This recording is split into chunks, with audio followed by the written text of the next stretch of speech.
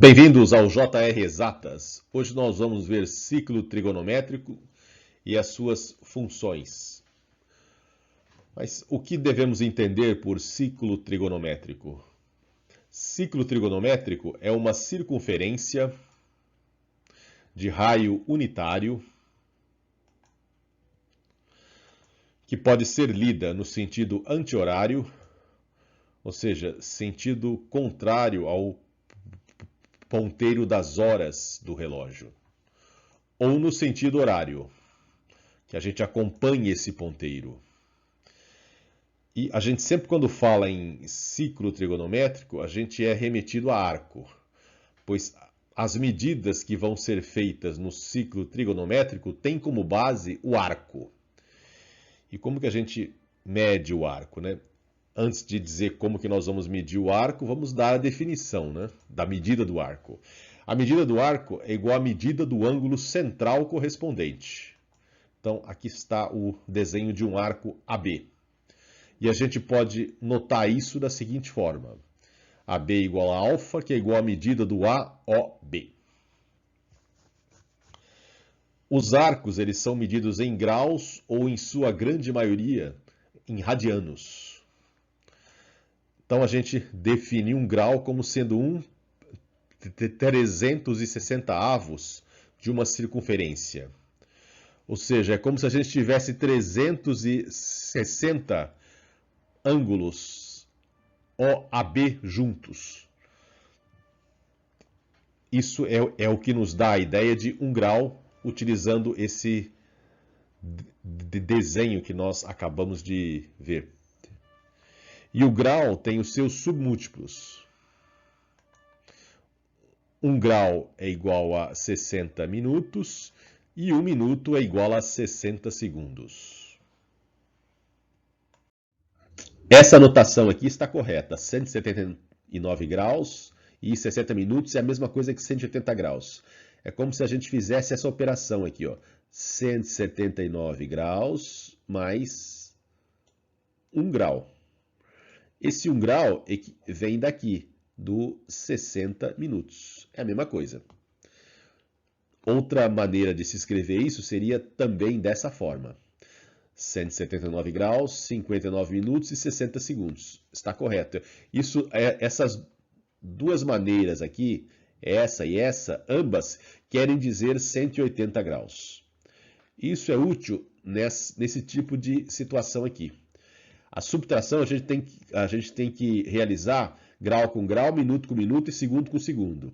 Aqui está faltando minuto e segundo, mas aí a gente tem essa anotação aqui, que pode ser usada com qualquer grau. No caso aqui eu escolhi esse, mas poderia ser 25 graus, 200 graus, 15 graus, 17 graus, sempre utilizando esse raciocínio aqui, complementando com os múltiplos. Então, nós vamos complementar com os múltiplos e aí sim a gente faz a conta. Outra situação que poderia ocorrer é essa aqui. A gente faz a multiplicação então em grau, depois minuto e depois em segundo. E fica com isso aqui. E aí a gente começa a resolver a partir da direita indo para a esquerda, com o 108. Começa nessa direção aqui, indo para a esquerda. Nós vamos escrever esses 108 segundos com os múltiplos. Então, fica dessa forma aqui.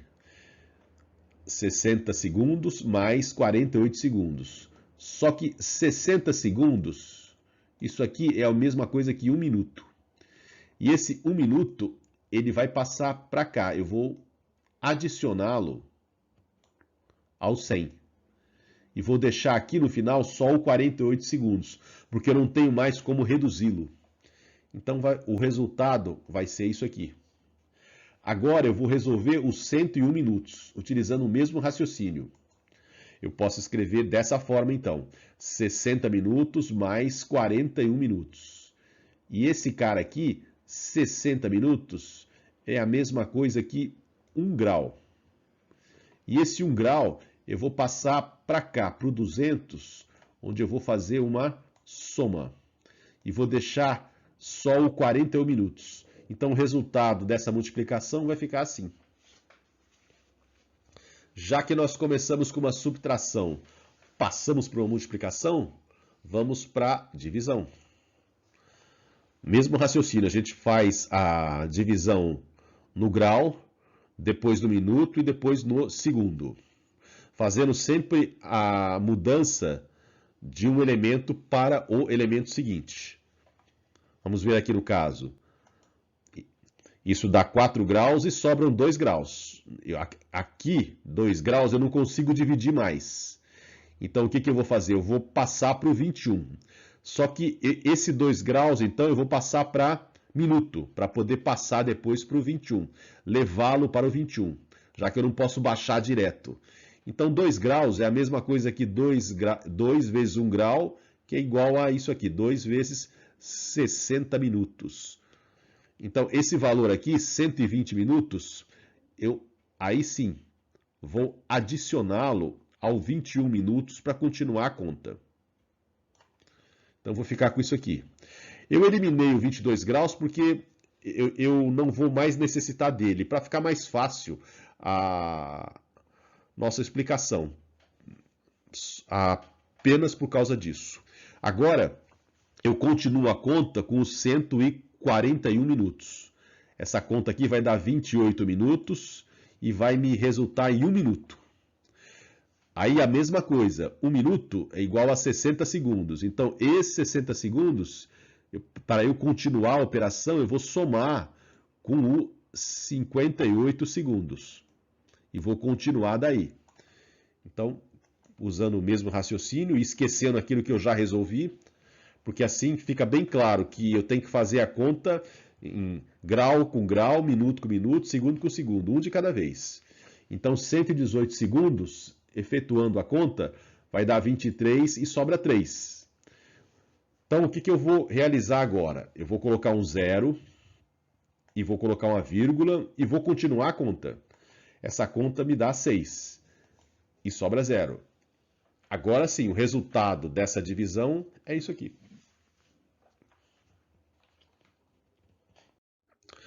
Vamos ver agora o radiano. A definição dele é essa aqui. É o comprimento do arco formado por 2 pontos na circunferência, dividido pelo raio dessa circunferência.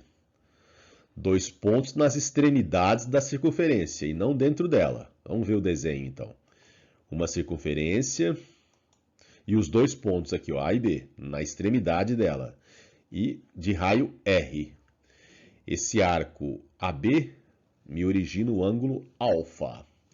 Aplicando a definição, nós temos que alfa é igual ao comprimento de AB dividido por R. A esta divisão eu tenho uma medida de alfa em radianos e não mais em graus. Lembrando que o comprimento de uma circunferência é dado pela expressão 2πr, então uma circunferência de 360 graus, quanto vai ter em radianos, né? 2πr vezes, dividido por r, perdão. Então, 360 graus equivalem a 2π radianos. Nesse caso, eu posso obter, então, qualquer outro ângulo. Em grau, eu posso obter a sua conversão para radianos. Nesse caso aqui, quanto ficaria? 45 graus. A gente sabe que 360 graus é igual a 2π, equivale a 2π. 45 graus equivale a x, que a gente não sabe ainda. Então, fazendo uma regrinha de 3, nós temos essa expressão aqui. O que resulta que 45 graus é a mesma coisa que π sobre 4. Utilizando esse raciocínio, eu consigo obter qualquer grau em radiano. Vamos ver agora as funções que a gente estuda no ciclo trigonométrico. Lançando mão, então, do nosso ciclo trigonométrico, vamos colocar um arco nele, AB. E agora, com base nesse arco, nós definimos a função seno, que é essa perpendicular BT, é uma perpendicular em relação a OA. Então, por definição, BT é igual ao seno de alfa. Então, a gente pode escrever isso aqui. BT é igual a seno de alfa. Uma vez que nós definimos o seno, por tabela nós ganhamos o cosseno, que é definido nessa outra linha amarela aqui, OT. Então, a distância OT é o cosseno de alfa. Então, a gente escreve isso aqui, ó. OT é igual ao cosseno de alfa. E como nós estamos no ciclo trigonométrico, que é onde são definidas essas funções, a gente tem que lembrar que o raio é unitário.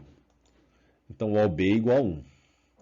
Agora, lembrando que o triângulo OTB é retângulo, vale esse famoso teorema, conhecido como Teorema de Pitágoras. Essa relação aqui. A hipotenusa elevada à segunda potência é igual a esse cateto à segunda mais esse outro cateto à segunda potência. Colocando os respectivos valores, nós temos isso aqui. E essa é a relação trigonométrica fundamental. Lembrando ainda que nós estamos no ciclo trigonométrico e as coisas não são maiores do que 1, o raio é 1, vamos colocar aqui então os limites.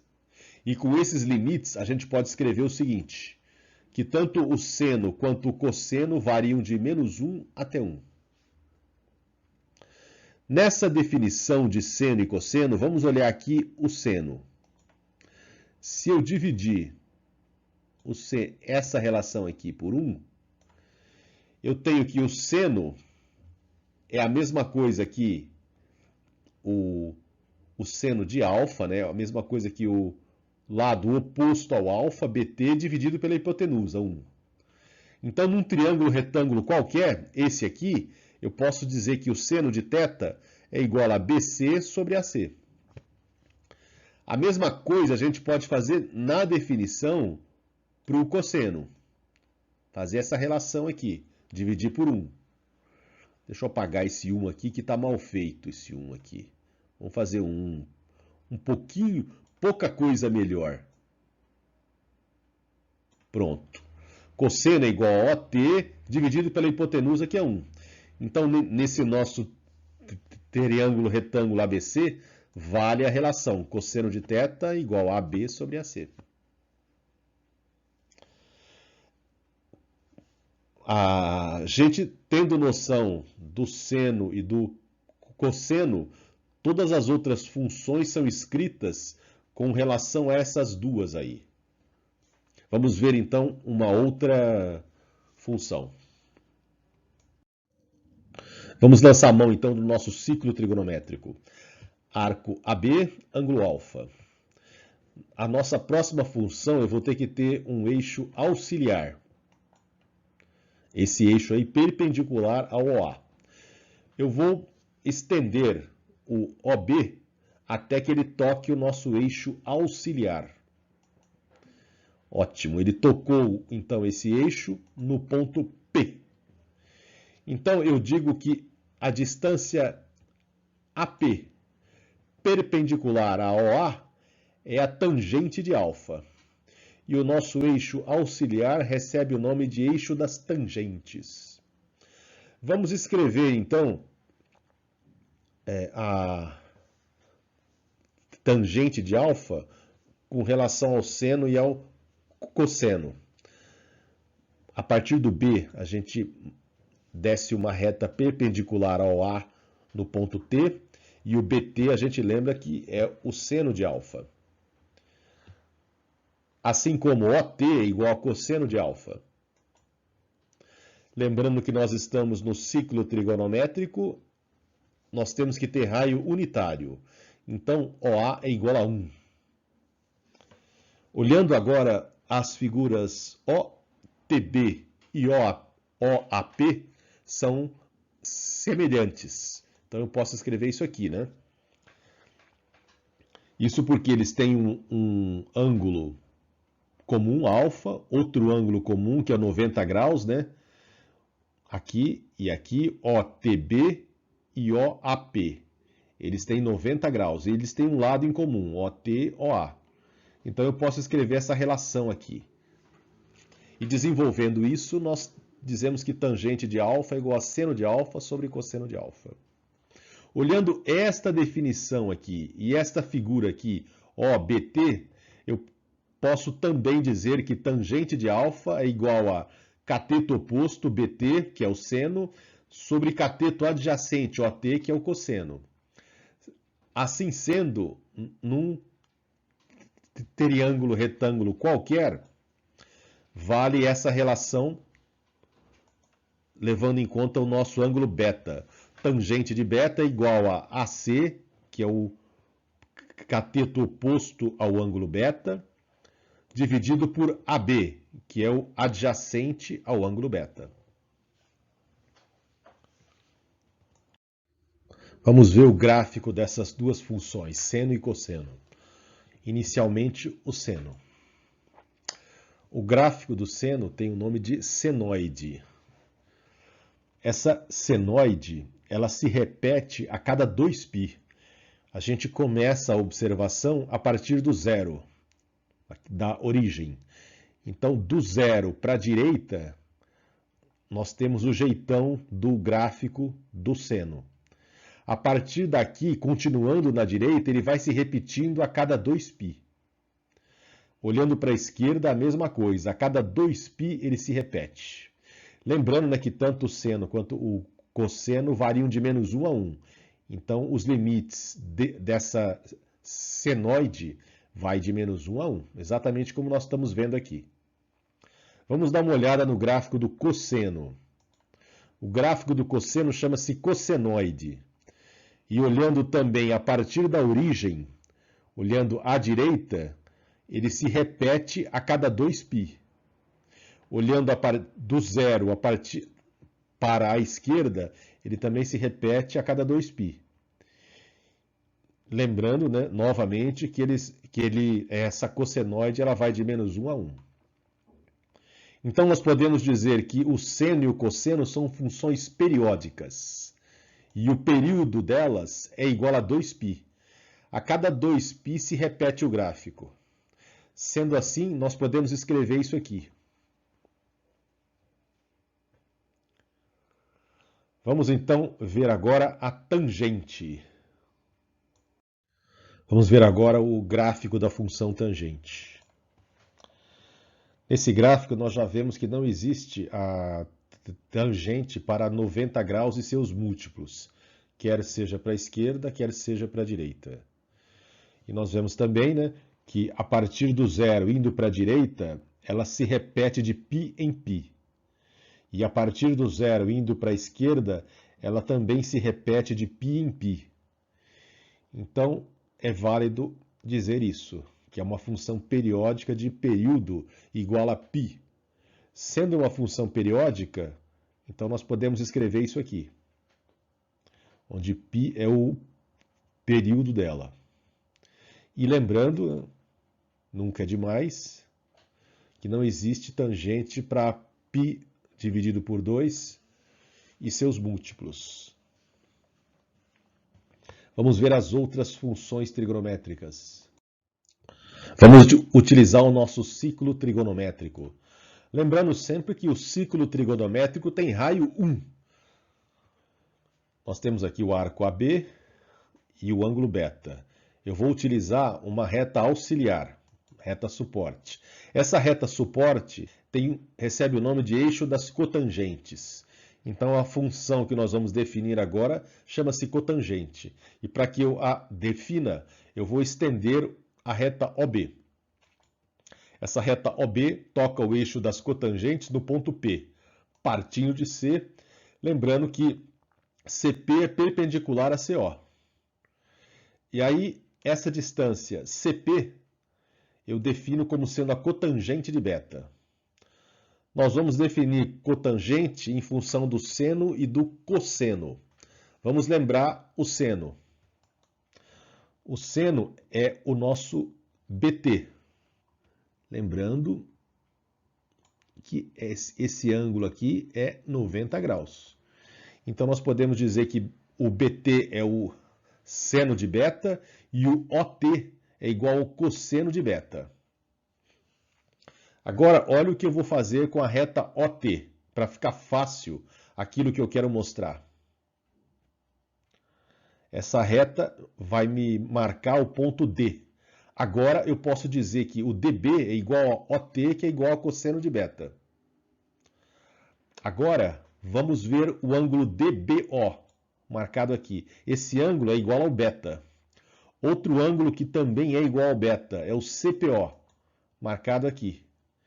Uma vez que nós temos o ângulo DBO igual ao beta e o ângulo CPO igual ao beta e temos um ângulo de 90 graus nesse ponto C e outro ângulo de 90 graus marcado aqui neste ponto D, então eu tenho essa relação de semelhança entre essas duas figuras aí. Uma vez que nós temos essa relação de semelhança, podemos escrever isso aqui. CP está para DB, assim como CO está para DO.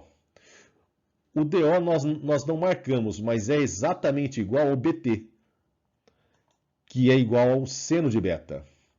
Substituindo então esses valores na nossa relação, lembrando, né, que o CO é igual a 1, já que nós estamos no ciclo trigonométrico, nós podemos definir que a cotangente de beta é igual a cosseno de beta dividido pelo seno de beta. É o mesmo que dizer que é o inverso da tangente. Ou seja, nós podemos dizer também que a cotangente de beta é 1 sobre a tangente de beta. Vamos ver agora uma outra função trigonométrica. Vamos utilizar novamente o nosso ciclo trigonométrico de raio unitário. Arco AB, ângulo alfa.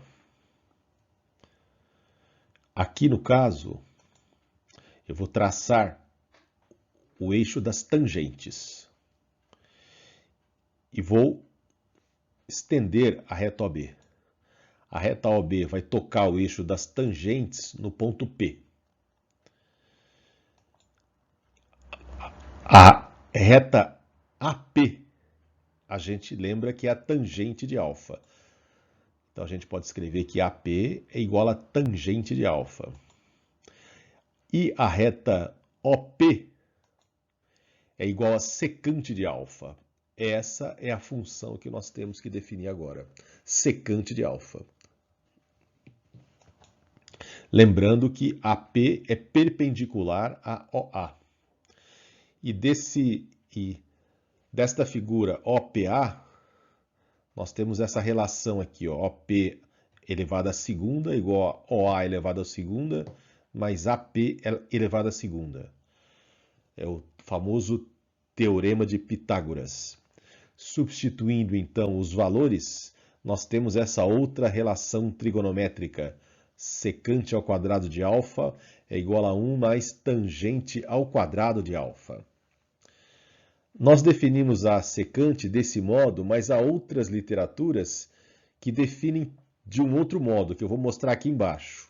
Ciclo trigonométrico e esse ponto P. Por P eu passo uma reta tangente que toca o eixo X no ponto R. E aí eu digo, vindo de O, aí eu digo que a distância OR é o mesmo que secante de alfa. Lembrando que OPR tem 90 graus. Ou seja, essa distância aqui, OR, é a mesma distância dessa OP aqui.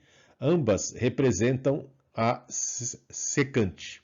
No entanto, eu gosto mais dessa notação aqui. Mas não se espantem se verem essa outra notação aqui. É a mesma coisa. Vamos marcar então a nossa secante com relação ao seno e o cosseno, que nós já descobrimos, né? Ou melhor, já definimos. Então, do nosso ciclo trigonométrico, o BT, que é uma reta perpendicular a OA, é igual ao seno de alfa. Então, nós temos aí aqui na figura OBT e na figura OPA uma relação de semelhança, já que temos dois ângulos de 90 graus que são comuns, que são correspondentes, né? E o ângulo alfa, que é um ângulo comum. Então nós marcamos essa relação aí, e com isso temos essa outra relação aqui. Desta outra relação, substituindo os lados que nós já temos, nós tiramos que a secante de alfa é igual a 1 sobre cosseno de alfa. Vamos ver agora a nossa última função. Vamos então utilizar o nosso ciclo trigonométrico de raio unitário. Aí. E agora, a partir do ponto C, eu vou utilizar um eixo auxiliar. Eu já vou adiantar, esse é o eixo das cotangentes. E adiantando a função que nós vamos mostrar aqui, chama-se cossecante. Então, eu vou estender a reta OB até que ela toque o eixo das cotangentes. Assim.